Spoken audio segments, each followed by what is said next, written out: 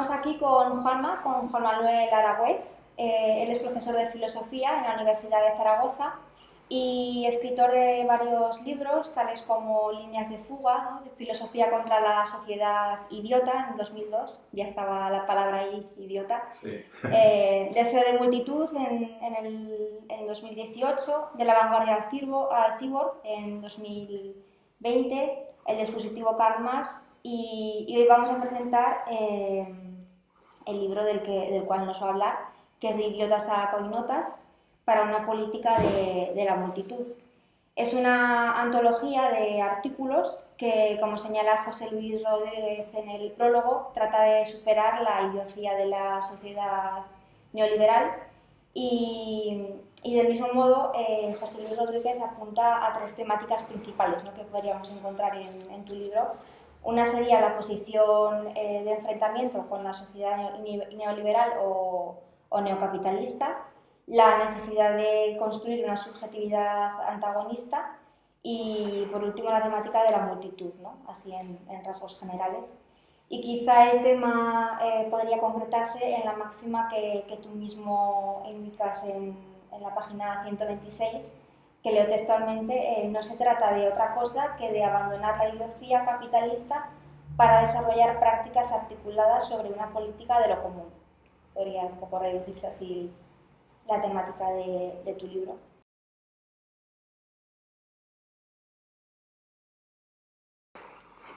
Hablabas de la estrategia y precisamente como nuevas estrategias frente a las problemáticas que suscita el partido, propones en algún momento en el texto o mencionas, ¿no?, la estrategia del sorteo, ¿no?, utilizado ya por los griegos. ¿No crees, o sea, cómo imaginas que podría darse en nuestros días este modo de hacer? Y si no crees que los proyectos vitales, egoístas, propios pueden emerger aún realizando esta práctica del sorteo. Me vas a dejar que haga una reflexión un poco más amplia, ¿no? Y que a mí mismo me sorprende.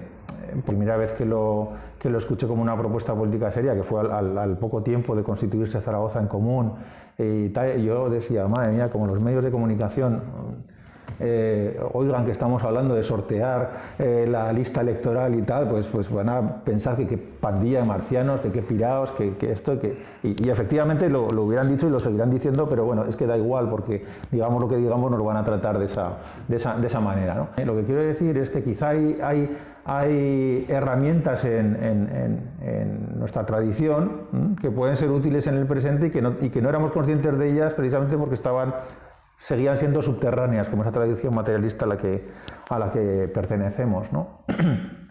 Yendo en concreto al tema del sorteo, fíjate, la primera vez que yo pensé en seriedad en el tema del sorteo fue cuando en este proceso de constitución de organizaciones políticas a partir del 15M, yo me encontré pues que para mí había tres referentes políticos fundamentales en aquel momento, que eran Ada Colau, Alberto Garzón y Pablo Iglesias.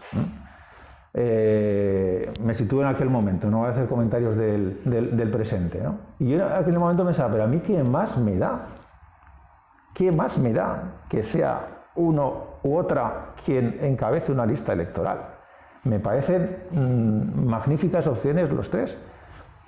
Y ahí vi, por ejemplo, que el sorteo podía haber sido una solución ante tres opciones magníficas, en aquel momento me lo parecían.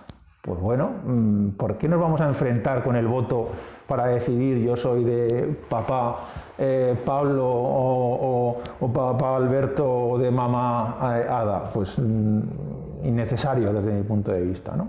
Pero luego, profundizando más en la cuestión, pues efectivamente creo que, y profundizando pues a partir de los textos de Castoriadis también, como el sorteo puede ser una estrategia de participación tremendamente interesante, ¿no? Claro, se puede descalificar con la idea de que sí, el sorteo puede llevar a que alguien no preparado tenga que ejercer un cargo. Hombre, como si nuestras sociedades en las que prima la elección no elijamos en ocasiones a gente carente de cualquier tipo de virtud para ejercer lo político, ¿no? Y qué decir cuando vivimos en una monarquía como la nuestra, ¿no? En la que ya es la propia jefatura del Estado la que manifiesta la mayor de las incompetencias, ¿no? Además, creo que sería una buena práctica de esto que dices a lo largo del texto, de hacer conciencia practicando, ¿no? O sea, mediante la acción política, crear conciencia de participación y de implicación de la ciudadanía en la política. Sí, es que se aprende la participación participando. Nuevamente la referencia al 15M. ¿Cuánta gente salió a las calles que nunca había salido, que nunca se hubiera visto en una calle gritando, que nunca se hubiera visto participando en una asamblea, y sin embargo ahí estaban? Pues es gente que probablemente tampoco se vería llevando una responsabilidad política, pero que probablemente si le cayera esa responsabilidad, pues la asumiría con enorme responsabilidad, ¿eh? Y podría hacerlo con competencia, Y ¿no? precisamente a tenor del 15M, hablas de una cuestión que a lo mejor a ciertos sectores, yo creo que específicamente de la izquierda, les puede resultar algo pues, que irrite su piel, y es de crear un concepto de antagonismo que supere esta dicotomía de izquierda-derecha y que intente ser lo más amplio y transversal posible. Y explicas que tú personalmente viviste una reflexión, un proceso de reflexión y de cambio de este paradigma, esta superación de izquierda-derecha al participar en el 15M. Dijiste que veías que la gente no se identificaba con nada. Entonces, si nos puedes comentar un poco por qué propones este antagonismo más transversal que supera esa izquierda y esa derecha, o si a lo mejor he interpretado eso pero no lo consideras, pues si nos comentas un poco estas ideas.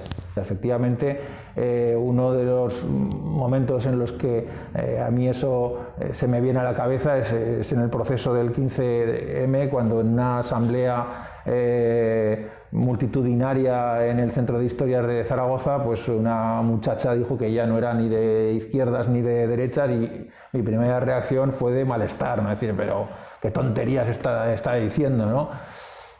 Claro, luego pensé, pero a mí qué me importa cómo se define a esta mujer, ¿qué más me da? Pero si está aquí es porque hay algo que le lleva a estar aquí, y aunque se calificara como alguien de derechas, estaba ahí, ¿no? Entonces, nuevamente volvemos al tema de la práctica, ¿no? Con el que empezamos un poco la reflexión, la cuestión de la práctica. Lo definitorio son las prácticas. Entonces, si tu práctica te lleva a oponerte al sistema actual, a las imposiciones sociales contemporáneas, etcétera, etcétera, etcétera, creo que la etiqueta bajo la que te coloques es lo de menos, ¿no? Yo creo que se trata también de un ejercicio de prescindir de las etiquetas, ¿no? Por eso entiendo que la política debe ser mucho más transversal de lo que ha sido hasta ahora. Debemos renunciar a esa voluntad de etiquetaje, de definición exacta de qué somos, y ver qué hacemos, porque es en las prácticas donde encontramos la verdadera respuesta a los problemas. Bueno, yo quería preguntarte si queda algo de teología vergonzante, tal y como dices en tus textos, en la filosofía de hoy. Y si puede enlazarse con las transmisiones de tradición dominante. Porque, por ejemplo, una de tus hipótesis era precisamente que quizá el pensamiento de Platón explica pues, la desaparición de la democracia en el horizonte político durante siglos. Yo creo que sigue habiendo mucho de teología vergonzante, ¿no? Que es un concepto que utilizo yo para hacer referencia al platonismo que se ha enseñoreado del discurso filosófico. Tenía razón Whitehead, ¿no? Cuando decía que la filosofía occidental no es más que una nota a pie de página en la filosofía platónica, y habría que añadir por desgracia, ¿no? Y claro, que una filosofía que lo que primero que hace es decir que el mundo es sensible, pues bueno, eso es lo de menos. Lo importante es, y se inventa un mundo, ¿no? Un mundo inmaterial de las ideas, y que eso haya sido el centro del discurso filosófico occidental, pues me parece realmente preocupante. Y por eso hablo de teología vergonzante, porque creo que Platón en realidad es un discurso religioso teñido de conceptos filosóficos, pero con una base fundamentalmente teológica. No se puede entender la filosofía sin el contexto social en el que se produce. Y desvincular Sócrates, Platón y los sofistas de la cruenta lucha civil que hay en la Atenas del siglo V es falsear la realidad, ¿no? Falsear la realidad. No hay más que ir a los juramentos que hacían los jóvenes aristócratas y los jóvenes demócratas en Atenas en el siglo V. Eran juramentos de pasarse a cuchillo los unos a los otros. Y ese pasarse a cuchillo los unos a los otros se produce también en el ámbito de la filosofía. Y Sócrates y Platón son la expresión del discurso aristocrático y antidemocrático en la Atenas del siglo V. ¿Por qué no consideras una lucha perdida la revalorización del concepto de democracia y sí lo haces del populismo? ¿Qué diferencia hay entre esos dos conceptos para que tú consideres que la democracia es una trinchera aún por luchar y el otro no? Yo creo que el concepto de democracia sigue siendo un concepto con prestigio. Es un concepto muy operativo en nuestras sociedades, y desde una perspectiva táctica no podemos desprendernos de él, pero es que desde una perspectiva estratégica yo creo que lo que abogamos precisamente es por procesos democráticos, por procesos de participación, por procesos horizontales. Antes hablábamos del sorteo.